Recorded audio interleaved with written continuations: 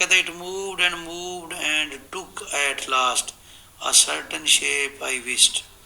और फिर वो चलता गया, मूव करता गया, और आखिरकार उसने आई विस्ड का मतलब है मैं जानता था कि उसने एक सर्टेन शेप ली, यानी थोड़ी सी वजाहत हुई, उस शिप की थोड़ी सी वजाहत हुई, वो थोड़ा करीब हुआ और वो थोड़ा नजर आने लगा। अगला स्टैंजा जी पार्ट 3 का तीसरा स्टैंजा कहता है स्पेक एक नुक्ता, अ मिस्ट एक मुबहम शक्ल, अ शेप एक थोड़ी वाज़ेह शक्ल, I wist I knew and still it neared and neared, और फिर वो करीब से करीब आता गया, as if it dodged a water sprite. और वो इस तरह से करीब आ रहा था जैसे as if it dodged a water sprite, जैसे वो किसी पानी की कोई रूह नुमा चीज़ को, कोई खौफनाक चीज़ को डॉज देने की कोशिश कर रहा है, उससे भागने की कोशिश कर रहा है। It plunged and tagged and weird, और वो एक जिगजैग किस्म की शक्ल में एक अपनी राह बदलते हुए आ रहा था।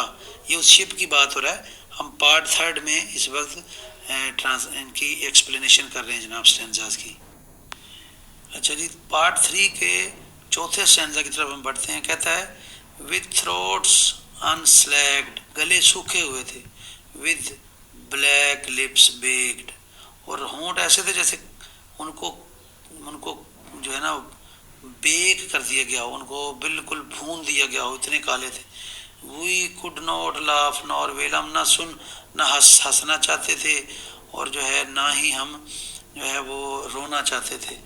थ्रू अटर ड्राउट ऑल डम वी स्टूड, शदीद प्यास ने, शदीद खुश्की ने हमें जो है बिल्कुल डम्ब कर दिया था, हमें मेड देम डम्ब।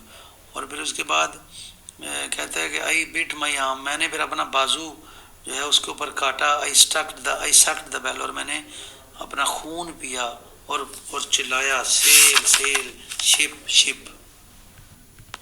हमारा अगला स्टैंजा जी कहता है with throats unslaked, with black lips baked, a gap they heard me call, उन्होंने बताया कि गले सूखे हुए थे और होंठ जो थे वो भुने हुए थे, प्यास की वजह से ब्लैक थे।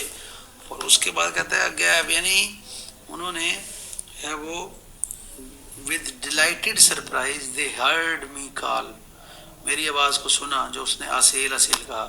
फिर ग्रामर्सी यानी ग्रेट थैंक्स के साथ, they for joy did grin, वो खुश हो गए।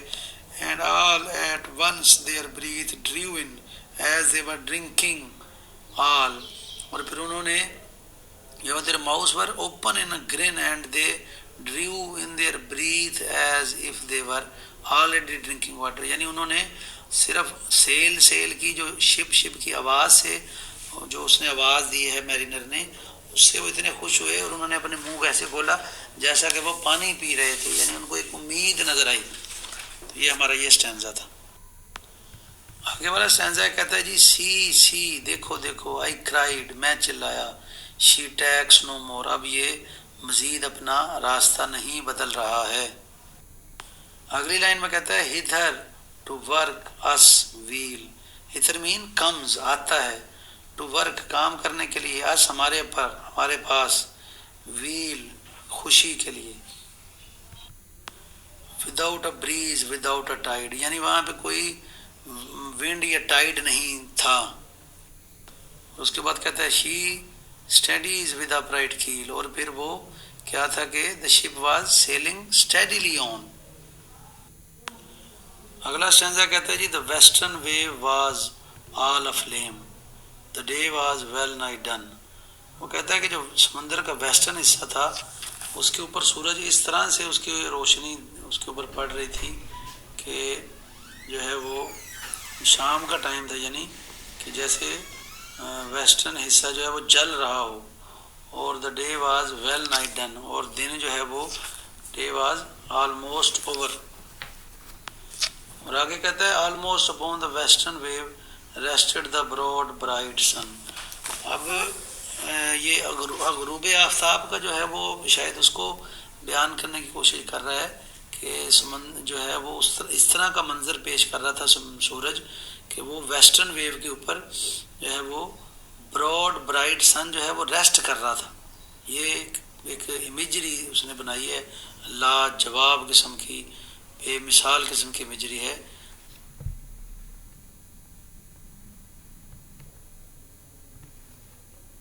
कि वो समंदर की और वेस्टर्न जो वेस्टर्न सी था, western part of the sea, उसको वो बयान कर रहा है कि मतलब the western part of the sea seemed to be burning, day was almost over, the sun seemed to be resting on the sea ready to set, something strange just then moved between them and the sun.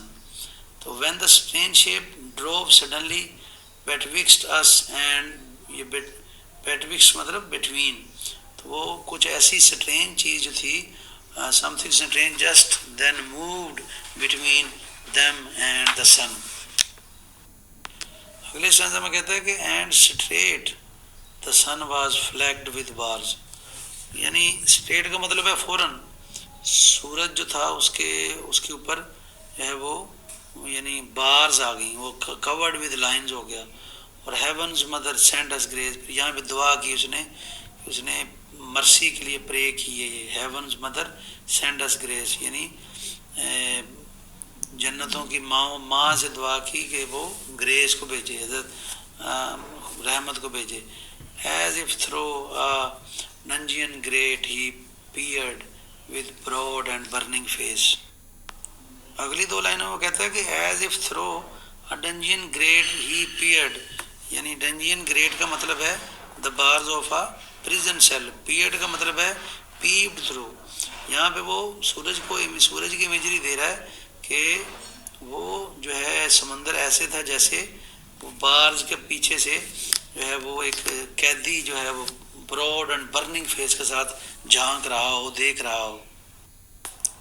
अगले stanza में कहता है alas अफसोस, thought सोचा, मैंने सोचा, and my heart beat loud, और मेरा दिल बहुत तेजी से धड़का। How fast she nears and nears, और वो कितनी तेजी से करीब आ रहा था। Are those her sails that glance in the sun. अगली लाइन कहता है are those her sails that glance in the sun like restless gossamers, यानी वो कहता है कि वो मतलब इस अंदाज में वो शिप आगे बढ़ रहा था कि वो कहता है her sails were strange since they shone in the sun like spiders webs in motion, यानी गोसमर जो है वो स्पाइडर्स वेब की उसने बात की है कि वो ऐसे शिप आगे बढ़ रहा था जैसे समंदर में मकड़ी के जाला जो है, मकड़ी का जाला हरकत कर रहा हो। मकड़ी के जाले की हरकत की तरह वो समंदर में सूरज के अंदर जैसे सूरज में मकड़ी का जाला नजर आता है, इस किस्म की शक्ल के साथ वो हरकत आगे को कर रहा था। वो शिप की बात चल रही है। अगला स्टैंजा कहता है जी are those her ribs through which the sun did peer as through a grate. यहाँ पे वो कहता है कि उसकी जो रिब्स थी वो मतलब ऐसे नज़र आ रही थी कि जिस तरह उसकी रिब्स समंदर में ऐसी नज़र आ रही थी जैसे एक प्रिजन की बार्स होती हैं। The ribs of this ship looked like the bars of a prison. इसकी एक और भी इंटरप्रिटेशन हो सकती है इसकी एक्सप्लेनेशन के आर दोज हर रिब्स, क्या उसकी वो पसलियाँ थी, through which the sun did peer, जहाँ से सूरज झांक रहा था, एज थ्रू द ग्रेट, जैसे कि गेट से झांकता है।